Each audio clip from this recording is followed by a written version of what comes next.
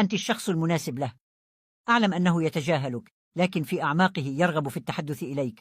كان على وشك إرسال رسالة لك، لكنك تخطيت هذا الفيديو. قد يبدو بارداً، لكنه في الواقع يفكر فيك كثيراً.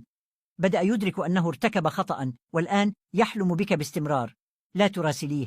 أنا جدة التاروت مع حفيدتي. اضغطي على زر الإضافة فوق صورتي، ثم اضغطي على القلب حتى يتحول إلى اللون الأحمر، واتركي تعليقا مثل شكرا على الرسالة جدة.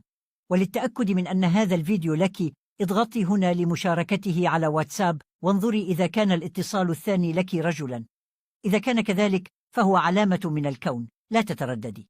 تحتاجين فقط للضغط على زر الإضافة فوق صورتي، ثم اضغطي على أيقونة القلب هنا لجعل ذلك حقيقة واستدعاء تلك الطاقة. إذا استخدمت هذا الصوت الآن واحتفظت به سرا لمدة 28 دقيقة، ستحصلين على مفاجأة كبيرة منه. ثقي بي، إنه يحبك بجنون.